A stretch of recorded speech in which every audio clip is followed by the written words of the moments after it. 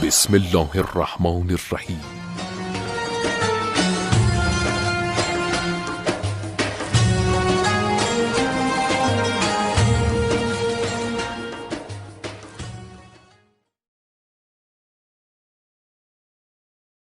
لا حول ولا قوة إلا بالله العلي العظيم من الشيطان اللعين الرجيم. بسم الله الرحمن الرحيم. بارئ الخلائق أجمعين، ثم الصلاة والسلام والتحية والإكرام على نبينا وشفيع ذنوبنا وحبيب قلوبنا وطبيب نفوسنا بالقاسم المصطفى محمد اللهم صل على وعلى آله الطيبين الطاهرين المعصومين المظلومين، واللعنة على أعدائهم ومنكري فضائلهم وغاصبي حقوقهم أجمعين. أما بعد، فقد قال أبو عبد الله الصادق عليه الصلاة والسلام: لفاطمة 9 أسماء عند الله عز وجل، فاطمة والصديقة والمباركة والطاهرة والزكية والرازية والمرزية والمحدثة والزهراء. صلی اللہ علیہ وسلم. اللهم صل على محمد وآل محمد. عزیزان گرامی، اس سے پہلے کہ اس حدیث شریف کے ذیل میں کچھ بیان ہو، آپ سے گزارش ہے کہ ایک مرتبہ سورہ حمد اور 3 مرتبہ سورہ اخلاص کی تلاوت فرما کر مرحوم سید اقرار حسین زیدی ابن اقبال حسین صاحب، مرحوم سید اخلاق حسین زیدی ابن اقرار حسین صاحب، مرحومہ عصمت بانو بنت اقرار حسین صاحب، مرحومہ نفیس جہاں بنت ست حسن صاحب کی ارواح کو ایصال فرمائیں.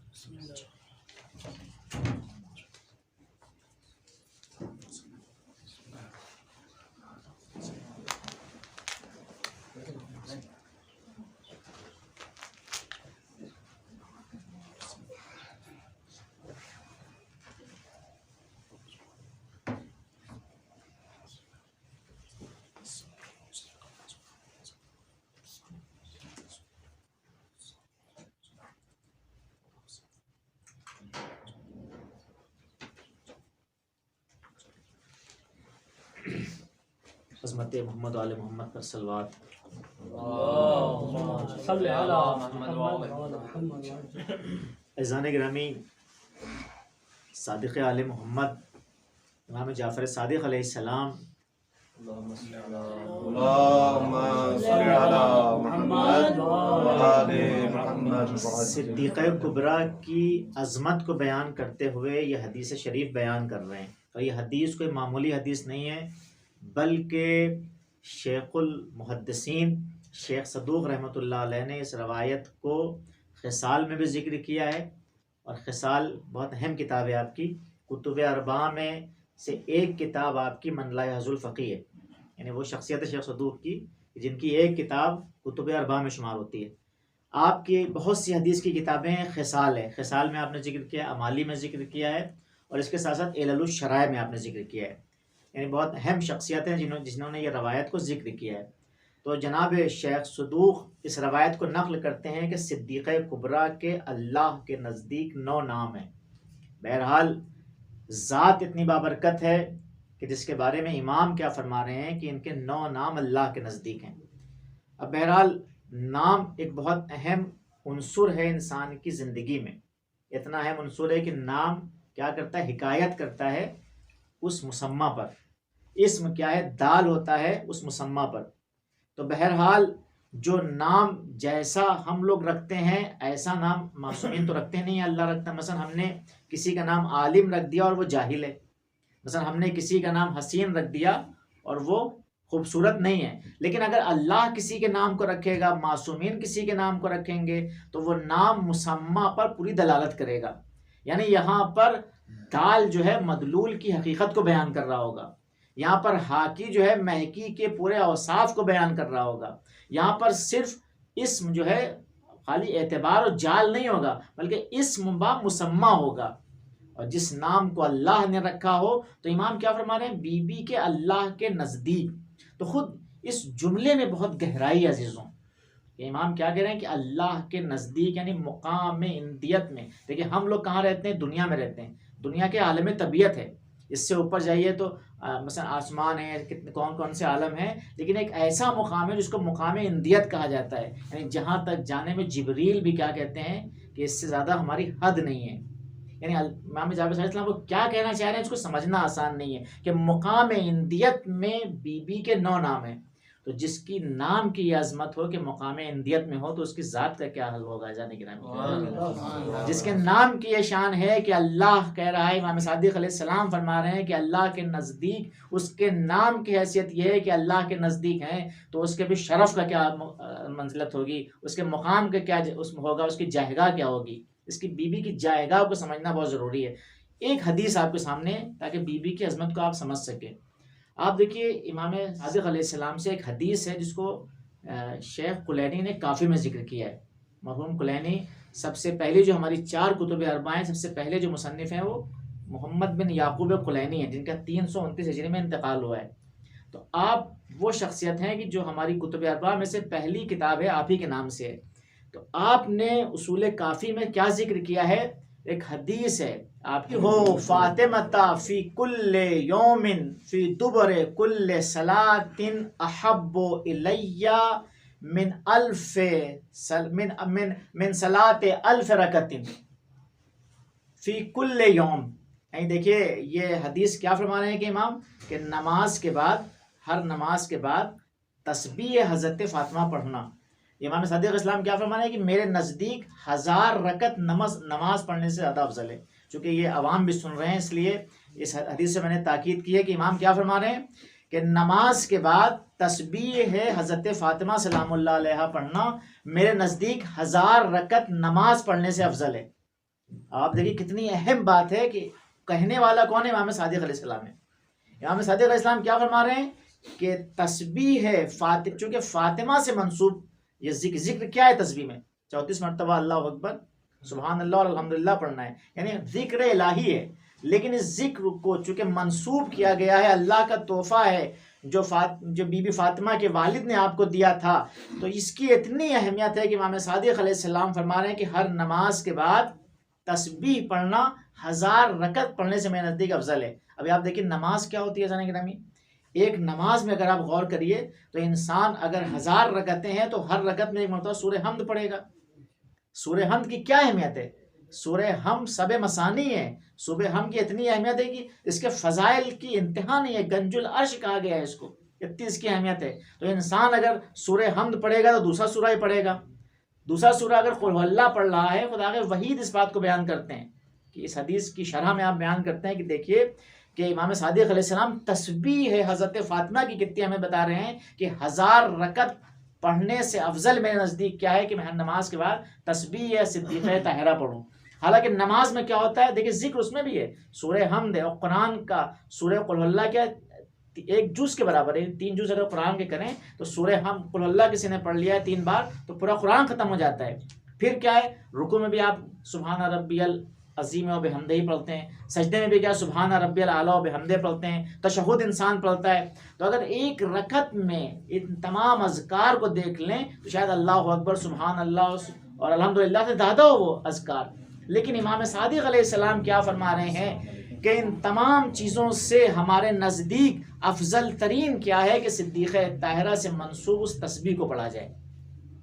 آپ دیکھیے کہ جس سے منسوب ایک تسبیح کی یہ اہمیت ہے، جس سے منسوب ایک دعا اور ذکر کی اہمیت ہے، تو اس ذات کی اہمیت کیا ہوگی، اس شخصیت کی اہمیت کیا ہوگی، اس کی منزلت کیا ہوگی اللہ کے نزدیک کہ اللہ کے نزدیک وہ اتنی اہمیت رکھتی ہے. سوال یہ ہوتا ہے کہ بی بی اتنی محترم کیوں ہے اللہ کے نزدیک؟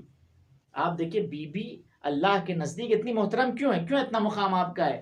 کیونکہ دیکھیے عزیزان گرامی اللہ نے جو اہل بیت کو پیدا کیا ہے تو اہل بیت کو کیوں پیدا کیا تھا کہ توحید تک پہنچا سکے. یعنی آپ دیکھیے یعنی کیا ہے کہ وما خلقت الجن والانس الا لیعبدون، تمام دنیا کو اللہ نے کیوں پیدا کیا ہے تاکہ عبودیت تک پہنچ سکے. یعنی آخری مقام جو ہے وہ کیا ہے اللہ کی عبودیت تک بشریت کو پہنچنا ہے. یعنی اصل خلقت کا مقصد جو ہے وہ تمام انسانوں کو پیدا کرنے سے کیا ہے، جن و بشر کو پیدا کرنے سے کیا ہے، آسمانی مخلوق کو پیدا کرنے سے کیا ہے، سکان سماوات کو پیدا کرنے سے اللہ کا مقصد کیا ہے، حجر اور شجر کو بنانے سے اللہ کا مقصد کیا ہے، اس تمام کائنات کو پیدا کرنے سے جو اللہ کا مقصد کیا ہے کہ یہ بشریت اللہ کی عبودیت تک پہنچ سکے اعزان گرامی۔ اور آپ دیکھیے عبودیت تک پہنچے گا کیسا؟ تو انسان عبودیت تک پہنچتا ہے کسی وسیلے کے ذریعے سے، اور وہ وسیلہ کیا ہے؟ نبوت ہے۔ تو نبی کیا ہو گیا؟ اللہ تک پہنچنے کا واسطہ۔ تو اب نبی نے جب بشریت کو اللہ تک پہنچایا، جب اللہ کے ذکر کو نبی نے کیا کیا؟ روشن کیا، تو اللہ کیا کرتا ہے کہ اگر تم نے میرے نام کو ذکر کیا ہے، بلند کیا ہے، تو میں تمہارے نام کو بلند کروں گا۔ یعنی اگر تم نے میرے نام کو روشن کیا ہے تو میں تمہارے نام کو روشن کروں گا۔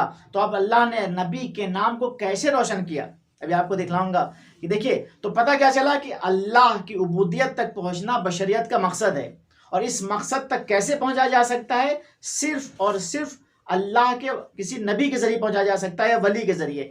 تو پتہ کیا چلا کہ اللہ کی عبودیت تک پہنچنے کا راستہ نبی تھا، تو اللہ نے آخری نبی کو جو آخری شریعت لے کے آئے، جو آخری کتاب لے کے آئے، جو آخری وحی لے کر آئے، اس طرح سے انہوں نے اللہ کے نام کو روشن کیا کہ اگر اللہ نے اذان میں اشہد ان لا الہ الا اللہ کو جز قرار دیا ہے تو اشہد ان محمد رسول اللہ کو بھی جز قرار دے دیا ہے۔ اب آپ دیکھیے، اگر تشہد میں اشہد ان لا الہ الا اللہ ہے تو اشہد ان محمد رسول اللہ بھی ہے۔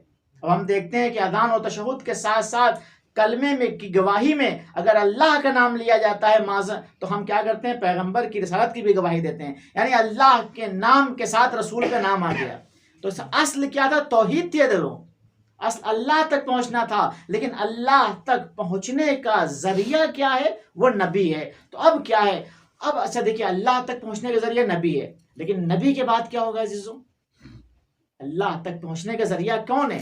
تو وہ امام ہوتا ہے، یعنی امامت جو ہے اللہ تک پہنچنے کا ذریعہ۔ سوال یہ ہوتا ہے کہ اگر ایک انسان نبی کو چھوڑ کر اور امام کو چھوڑ کر ڈائریکٹ اللہ تک پہنچ جائے تب کیا ہے؟ یعنی جب اصل آپ کو تہران جانا ہے اور آپ اگر تہران پہنچ جائیں، پیدل پہنچ جائیں، آپ کسی گاڑی پہ نہ سوار ہو، کسی کار پہ سوار نہ ہو، کسی سائیکل پہ، تو کیا ہے؟ تو ذہن ہمیں دیکھیے، شاید اس جو مثال کو میں نے دیا اس میں شاید یہ متحقق ہو جائے کہ آپ تہران پہنچ جائیں اور مقصد آپ کا کہلایا جائے، لیکن اللہ کی توحید کا راستہ وہ ہے کہ جس توحید کے راستے تک پہنچنے کو راستوں کو بھی اللہ نے بتایا۔ مثال کیا ہے؟ اب دیکھیے، شیطان نے کیا ہے؟ 6000 سال عبادت کی۔ شیطان کیا ہے؟ 6000 سال عبادت کرنے کے بعد بھی اللہ جب کہتا ہے کہ آدم کے سامنے سجدہ کرو، تو شیطان کیا کہتا ہے؟ انا خیر من خلقتہ من طین خلقتنی من نار وخلقتہ من طین۔ جناب کیا کہتے ہیں؟ پروردگار سے شیطان مخاطب ہو کے کیا کہتا ہے کہ اے اللہ، تو نے مجھے آگ سے پیدا کیا ہے اور آدم کو تو نے مٹی سے پیدا کیا ہے، تو اے اللہ جب مٹی اور اگر آگ کا مقایسہ کر تو آگ زیادہ افضل ہے، تو میں جو سر تیرے سامنے جھک گیا ہے وہ آدم کے سامنے اب نہیں جھکے گا۔ تو اب اصل عبادت تھی حضروں، اگر اصل عبادت تھی تو پھر شیطان کیا ہے؟ اپنے مقصد میں کامیاب ہو گیا تھا، اور پھر وہ عبادت کم بھی نہیں کی۔ ہم اور آپ کی کتنی عمر ہوتی ہے؟ 60 سال، 70 سال، 80 سال۔ شیطان کتنی عبادت کر چکا ہے؟ 6000 سال عبادت کر چکا ہے۔ 6000 سال کی عبادت کے باوجود پروردگار عالم کیا کہہ رہا ہے؟ اس کی عبادتوں کو قبول نہیں کر رہا ہے۔ کیوں قبول نہیں کر رہا ہے؟ شیطان کی مشکل کیا ہے؟ شیطان کی مشکل کیا ہے کہ اس نے اس راستے سے عبادت نہیں کی جس کو اللہ چاہ رہا تھا۔ یعنی شیطان کی مشکل کیا ہے کہ اس طریقے سے عبادت نہیں کرنا چاہ رہا ہے جس طریقے کو اللہ نے عبادت کا جز قرار دیا ہے۔ تو اب پتہ کیا چلا کہ اصل عبادت تھی، لیکن عبادت کا مقصد ہی کیا ہے کہ جو خالق چاہ رہا ہے اس طرح سے عبادت کرنا۔ تو اگر شیطان جیسا ایک شخصیت جو 6000 سال اللہ کی عبادت کر رہا ہو، اگر اللہ کی عبودیت کو اس طرح سے انجام نہ دے جس طرح سے اللہ چاہتا ہے، تو اللہ کیا کہتا ہے؟ فخرج انکا رجیم انکا من الکافرین، یعنی اللہ اس کو اس طرح سے خطاب کرتا ہے۔ تو جب ایک شیطان جیسے شخصیت کو جو 6000 سال عبادت کر رہا ہے، اللہ سے اس راستے سے چاہتا ہے جس راستے کو اللہ نے معین کیا ہے، تو کل ایسے کیسے ہو سکتا ہے کہ اگر بشریت کو اپنی عبودیت تک پہنچنے کا راستہ اللہ نے علی کی ولایت کو رکھا ہو، یعنی اللہ نے کیا کہا ہے کہ آنا عبودیت تک ہے، اصل مقصد کیا ہے؟ عبودیت ہے، تمام انبیاء کیا آئے ہیں؟ تمام انسانیت کو کہاں تک لے جانے کے لیے آئے؟ قولوا لا الہ الا اللہ تفلحوا. بشریت کو کہاں تک لے جانے کے لیے آئے؟ اللہ تک پہنچانے کے لیے لے کے آئے ہیں. اور اس عبودیت تک پہنچانے کے لیے تمام ائمہ بھی آئے ہیں، لیکن ایزان گرامی عبودیت تک پہنچنے کا راستہ کیا ہے؟ وہ ولایت اہل بیت ہے. تو پتہ کیا چلا؟ جس طرح سے شیطان آدم کے سامنے سجدہ نہ کر کے اس کی 6000 سال کی عبادتیں بیکار ہو گئی ہیں، ایسے اگر اللہ نے یہ چاہا ہے کہ علی کی ولایت کے ذریعے، علی کے ولایت کے راستے کے ذریعے تمہاری عبادت کو قبول کروں گا، تو اگر کوئی علی کی ولایت کے بغیر گیا ہے تو چاہے وہ 1000 رکعت نمازیں پڑھتا ہو، 10,000 سال تک روزے رکھتا ہو، اور کہاں پہ شہید کیا جائے؟ مینا کے میدان میں شہید کیا جائے، اور کیا کہتے ہیں حج کے موقع پہ شہید کیا جائے، وہ قتل کیا جائے اس طرح سے بے دردی سے، لیکن اللہ اس کی کسی بھی عبادت کو قبول نہیں کرے گا. تو سوال ایزان گرامی ہوئی ہوا کہ جب انہوں نے اللہ کے نام کو روشن کیا تو اللہ نے اپنی عبادت کے راستے کو ان کے ذریعے سے قرار دے دیا ہے. تو انہی ہستیوں میں سے ایک ذات کا نام کیا ہے؟ وہ بی بی فاطمہ سلام اللہ علیہ ہے. تو بی بی فاطمہ کو اللہ نے اتنی مرکزیت دی ہے کہ ہم دیکھتے ہیں کہ ائمہ کہتے نظر آتے ہیں کہ نحن حجج اللہ، ہم اللہ کی حجت ہیں مخلوق پر، وجدتنا فاطمہ حجت اللہ علینا. اب یہ کیا مقصد ہے اس کا؟ کہ ہم اللہ کی حجت ہیں، یعنی اللہ نے جو بشریت کو عبودیت کے لیے پیدا کیا تھا اس عبودیت تک پہنچنے کا راستہ ہمیں. جو حجت کس کو کہتے ہیں؟ دلیل کو. یعنی مقصد وما خلقت الجن والانس الا لیعبدون، جو عبودیت تک پہنچنے کا راستہ ہے اس کی حجت اللہ نے انبیاء کو جیسے بنایا ہے ویسے ہمیں بنایا ہے. اور اس عبودیت تک پہنچنے کا جو مقصد تھا اس میں جو اصل ہمارے لیے حجت ہے وہ حضرت فاطمہ سلام اللہ علیہا ہیں. یعنی اصل مقصد خلقت کائنات کیا ہے؟ وہ عبودیت الہی ہے، اور اس عبودیت تک پہنچانے کے لیے اللہ نے انبیاء اور اولیاء کو رکھا ہے، اور اس انبیاء اور اولیاء کے لیے اس راستے میں جس کو حجت قرار دیا وہ فاطمہ کی ذات سلام اللہ علیہا ہے. صلوات پر محمد و آل محمد.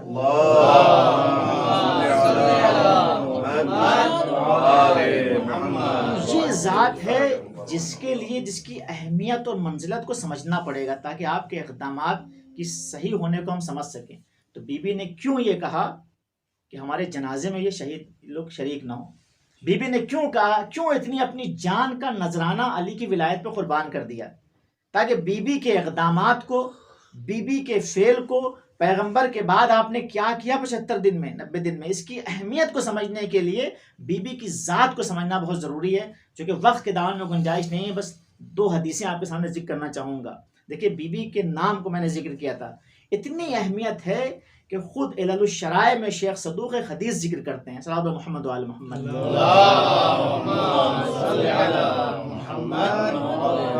شیخ صدوق ارشاد فرماتے ہیں، کیا فرماتے ہیں کہ سئل تو ابا عبداللہ علیہ السلام، جناب امام جعفر صادق علیہ السلام سے سوال ہوتا ہے. کیا سوال ہوتا ہے؟ کہ بی بی فاطمہ کا نام فاطمہ کیوں رکھا گیا؟ ان فاطمتا سألتو ان فاطمتا، میں نے سوال کیا امام سے کس کے بارے میں؟ جناب فاطمہ کے بارے میں. کہ لما سمیت الزہراء، کہ بی بی کا نام زہرا کیوں رکھا گیا؟ تو امام جعفر صادق علیہ السلام کیا ارشاد فرماتے ہیں کہ بی بی کا نام زہرا کیوں رکھا گیا؟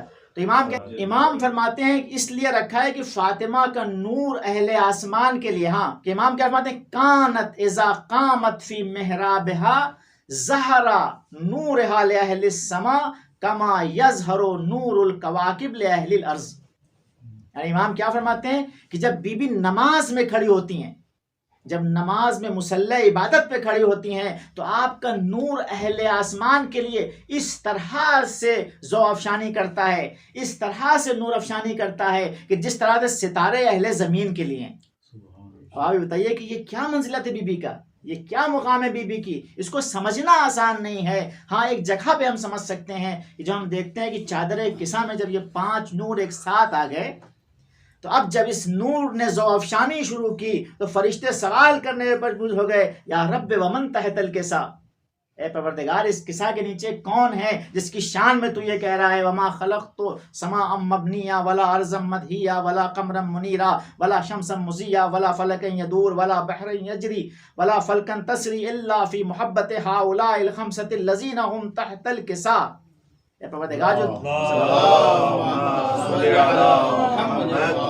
اے پروردگار، جو تجھے کہہ رہا ہے کہ میں نے آسمان کا شامیانہ ان کی محبت میں بنایا، زمین کا فرش ان کی محبت میں بچھایا، میں نے چمکتا ہوا سورج ان کے لیے روشن کیا، میں نے یہ ستارے ان کے لیے روشن کیے، یہ کون افراد ہیں؟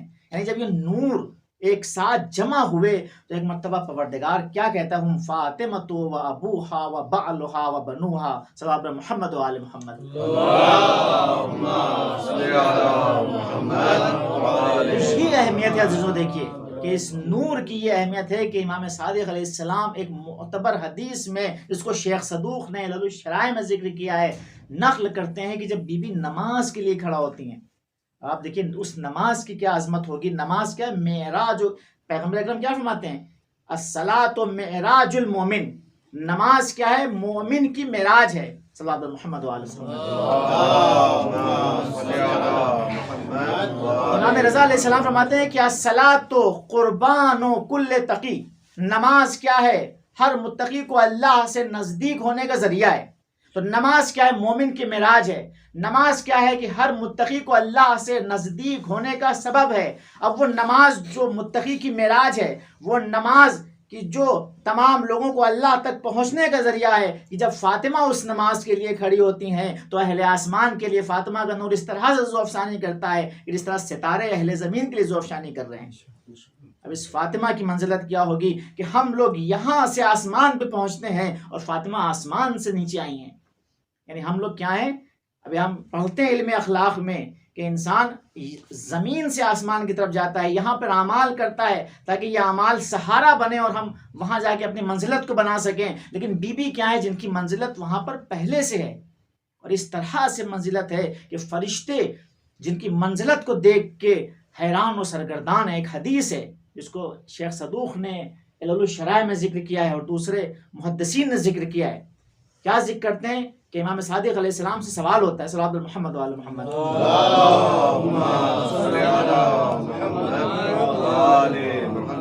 امام سے سوال ہوتا ہے جابر، جناب جابر امام سے سوال کرتے ہیں نبی عبداللہ علیہ السلام کہ لما سمیت فاطمۃ الزہراء والزہراء، کیوں جناب زہرا کا نام زہرا رکھا گیا؟ تو اب دیکھ کتنی عظیم الشان حدیث ہے کہ جس سے بی بی کی منزلت اور اہمیت پتہ چل رہی ہے۔ امام جعفر صادق علیہ السلام کوئی عام انسان نہیں بیان کر رہا ہے، اور کوئی ایسی حدیث نہیں ہے کہ جو صحیح نہ ہو۔ اس کو جناب شیخ صدوق جیسے شیخ المحدثین نے ذکر کیا ہے، ایسی شخصیت نے جن کا شمار کس میں ہوتا ہے؟ کہتے ہیں کہ یہ کتب اربعہ کے لکھنے والے جو ہمارے محمدین ثلاثہ کو کہا جاتا ہے، یعنی جو ان سے بڑے محدثین کم گزرے ہیں۔ شیخ صدوق نے کیا ذکر کیا ہے کہ جناب فاطمہ کا نام زہرا کیوں رکھا گیا؟ لأن اللہ خلقها من نور عظمتہ۔ کیا جملے ہیں دیکھیے آپ، یعنی کیا کہتے ہیں امام کہ اس لیے بی بی کا نام زہرا رکھا گیا چونکہ اللہ نے آپ کو اپنے نور عظمت سے پیدا کیا ہے۔ وَلَمَّا أَشْرَقَتْ اضاءت السماوات والارض، اضاءت السماوات والارض، اور جب اس نور نے نور افشانی شروع کی، اللہ نے جناب فاطمہ کو نور عظمت سے پیدا۔ اس حدیث کو سمجھنا آسان نہیں ہے زندگی میں۔ ایک حدیث کیا ہوتی ہے، اس کی سند کو ذریعہ صحت حدیث سمجھ میں آتی ہے، دوسرے کیا حدیث کے معنی کیا ہیں، اس کو درایت الحدیث کہتے ہیں۔ درایت جو ہے نقل سے زیادہ اہمیت رکھتی ہے، لیکن حدیث کے ایسے معنی ہیں جو ہماری اور آپ کی عقلیں جہاں تک نہیں پہنچ سکتی۔ کیا فرماتے ہیں امام کہ بی بی کا نام زہرا اس لیے رکھا گیا کہ اللہ نے بی بی کو اپنے نور عظمت سے پیدا کیا ہے۔ وَلَمَّا أَشْرَقَتْ، جب اس نور عظمت سے پیدا کیا اور اس نور نے اپنے نور کو نور افشانی کرنا شروع کیا، اضاءت السماوات والارض، تو اس نور نے آسمانوں کو بھی روشن کر دیا اور زمینوں کو بھی روشن کر دیا۔ ایک مرتبہ روایتوں کے جملے ہیں اس روایت کے کہ فرشتوں کی آنکھیں چوندھیا گئیں اس نور کو دیکھ کے۔ اب فرشتے مجردات ہیں، ان کی آنکھیں چوندھیانے کا مطلب اس حدیث میں کیا ہے اس تک ہماری عقلیں نہیں پہنچ سکتی۔ پھر امام کہتے ہیں جب اس نور کو فرشتوں نے دیکھا تو ایک مرتبہ سجدے میں گر گئے۔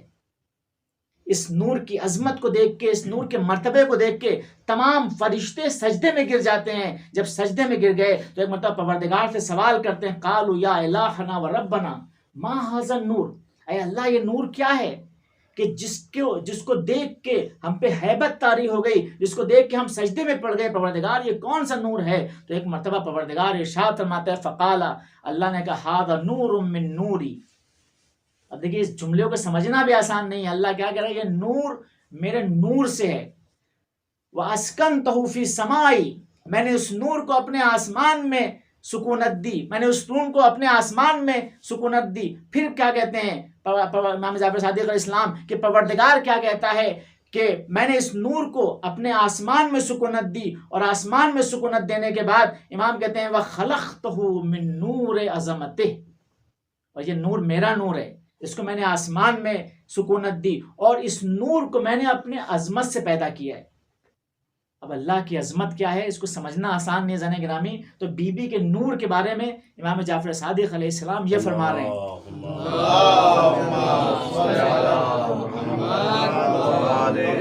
پھر حدیث کے جملے ہیں کہ اخرجہ من صلب نبی من انبیاء افضلہ علی جمیع الانبیاء، یہ تو اس کے مرتبے کہاں تھے؟ یہ تو اس کے مرتبے سماوات میں تھے، یہ تو مرتبے اس کے اللہ کے نزدیک تھے، لیکن جب یہ نور مادیت میں آئے گا، جب یہ نور عالم طبیعت میں آئے گا، تو عالم طبیعت میں اللہ اس کو ایک اشرف ترین مخلوق کے صلب سے پیدا کرے گا۔ یعنی اس نور کو جب آسمانوں میں اللہ نے سکونت دی تو کیا کہا کہ یہ میرے نور عظمت کا ٹکڑا ہے، لیکن جب اس نور کو عالم طبیعت میں پیدا کرنا چاہا تو اس میں اس کے کس صلب کو اختیار کیا؟ اشرف انبیاء کے صلب کو اختیار کیا اس کے لیے۔ یعنی اس نور کی عظمت اتنی ہے کہ جب یہ نور دنیا میں انسانی شکل میں آنا چاہتا ہے تو اب اس نور کی عظمت یہ ہے کہ اس کے صلب کو کس کے لیے قرار دیا؟ پیغمبر اکرم کے صلب کو قرار دیا، اور اس نور کے کفا کس کو قرار دیا؟ اس نور کے ہمسر کس کو قرار دیا؟ روایتیں بتاتی ہیں کہ اگر علی نہ ہوتے تو فاطمہ کو کوئی کفو نہ ہوتا۔ صلوات بر محمد و آل محمد۔ تو یہ اذان گرامی عظمت صدیقہ طاہرہ کی کہ جو امام جعفر صادق علیہ السلام حدیث میں بیان کر رہے ہیں کہ آسمانوں میں بی بی کی یہ منزلت ہے، اور اللہ نے جب زمین پہ لانا چاہا تو افضل ترین صلب کے ذریعے اس کو لے کر آیا۔ پھر امام کیا کہتے ہیں کہ وَأُخْرِجُ مِن ذَلِكَ النُّورِ أَئِمَّةً يَهْدُونَ أَمْرِي، اور میں اس نور سے ایسے ائمہ پیدا کروں گا جو میرے امر کی ہدایت کر رہے ہوں گے اور مخلوق کو میرے امر کی طرف رہنمائی کر رہے ہوں گے۔ یعنی اس احادیث کو اذان گرامی سمجھنے کی ضرورت ہے تاکہ بی بی کی منزلت سمجھ میں آ سکے۔ اور یہ بی بی کون ہے جس کے بارے میں پیغمبر کہہ رہے ہیں فاطمہ تو بضعۃ منی، فاطمہ میرا ٹکڑا ہے۔ تو جب ٹکڑے کی یہ حیثیت ہے تو اس کل کی کیا حیثیت ہوگی؟ جب جز کی یہ حیثیت ہے تو کل کی کیا حیثیت ہوگی؟ جب جز کا یہ رتبہ ہے تو کل کے رتبے کو تو سمجھنے سے ہم قاصر ہیں ذرا گرامی۔ صلوات بر محمد و آل محمد۔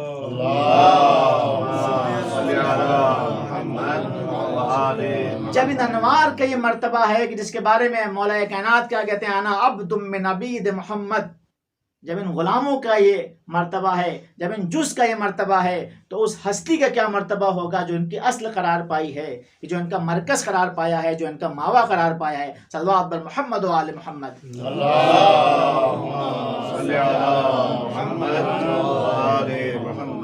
حقیقت محمدیہ ہے کہ جس کو اللہ نے کائنات کو جس کی وجہ سے پیدا کیا جانے گرامی۔ بس جانے گرامی آپ کی زحمت کو تمام کیا۔ بی بی فاطمہ کی اتنی منزلت ہے، اتنی فضیلت ہے کہ روایتیں بتاتی ہیں کہ ام ایمن کون ہے؟ بی بی کی کنیز ہیں۔ روایتیں بتاتی ہیں کہ جو ام ایمن بی بی کا انتقال ہو جاتا ہے تو ایک مرتبہ ام ایمن نے بی بی کی یادیں اتنی تھیں کہ مدینے کو چھوڑنے کا ارادہ کر لیا۔ اب وہ مدینہ جہاں پہ بی بی کی ایک یاد ام ایمن کے ساتھ جڑی ہوئی ہے، ام ایمن اس مدینے میں رہنا نہیں چاہتی ہیں۔ ایک مرتبہ ام ایمن مدینے سے نکلنا چاہتی ہیں۔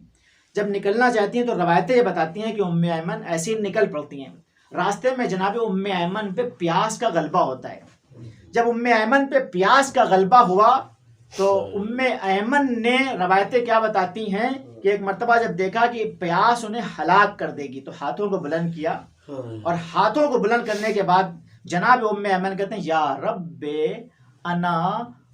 انا خادمۃ فاطمہ، اے میرے اللہ میں فاطمہ کی کنیز ہوں۔ یا رب انا خادمۃ فاطمہ، اے اللہ میں فاطمہ کی کنیز ہوں، کیا مجھے تو ہلاک ہونے دے گا؟ ایک مرتبہ روایتیں بتاتی ہیں کہ ایک ڈول اوپر سے آیا اور اس ڈول نے ام ایمن کو سیراب کیا۔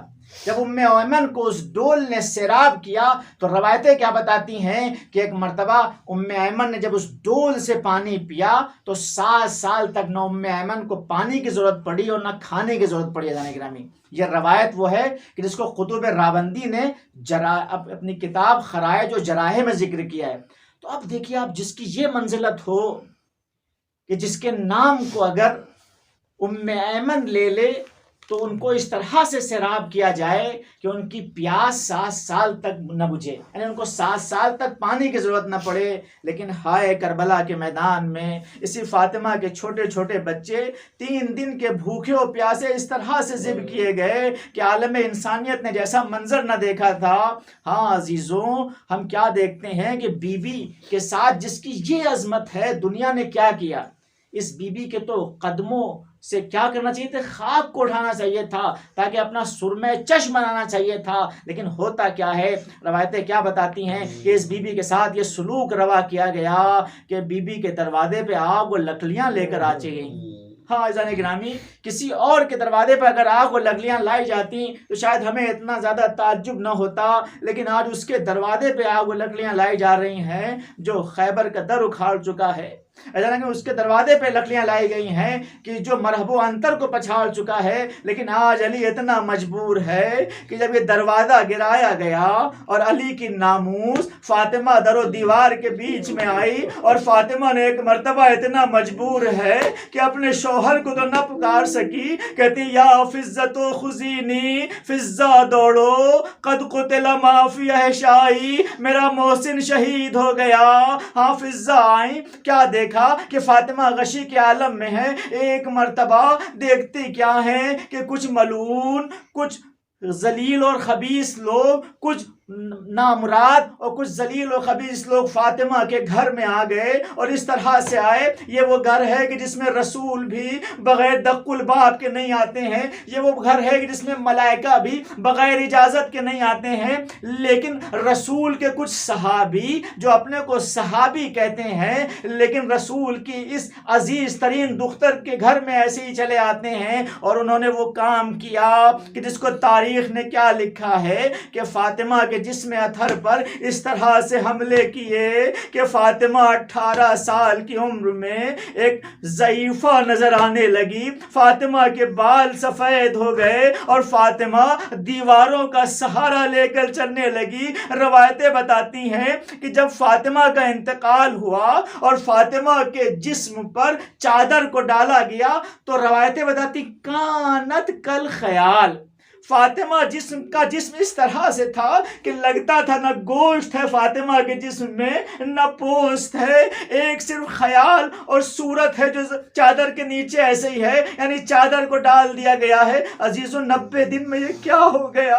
75 دن میں یہ کیا ہو گیا؟ ارے رسول کے سامنے جو بیٹی خوش و خرم آتی تھی اس کو کیا بنا دیا گیا کہ 90 سال میں اس کے جسم کا گوشت و پوست ختم ہو گیا. عزیزوں، فاطمہ کے ساتھ اتنے مسائب پڑے کہ روایتیں بتاتی ہیں کہ جب فاطمہ کی خبر شہادت علی کو حسنین نے جا کے مسجد میں دی، فوقع علی علی وجہ، ایک مرتبہ علی منہ کے بل گر پڑے. ہاں، یہ وہ علی ہے جس نے دروازہ خیبر کو اکھاڑا ہے. لیکن فاطمہ کا غم علی کے لیے اتنا سخت تھا کہ فاطمہ گھر تک آتے آتے علی بار بار گر رہے ہیں. ہاں عزیزوں، روایتیں بتاتی ہیں کہ علی نے ایک مرتبہ فاطمہ کے دفن کا انتظام کیا. فاطمہ نے وصیت کی ہے غسلنی باللیل کفنی باللیل دفنی باللیل، اے علی مجھے رات میں غسل دینا، اے علی مجھے رات میں دفن کرنا، اے علی مجھے رات میں کفن کرنا. دیکھو فلاں کو میرے جنازے میں شریک نہ ہونے دینا. اب یہ فاطمہ کی کیا مصلحت تھی، اس کو بیان کرنے کی ضرورت ہے. ایک مرتبہ علی نے فاطمہ کو غسل دینا چاہا. ایسا بس آخری جملہ اور آپ کی زحمت تمام.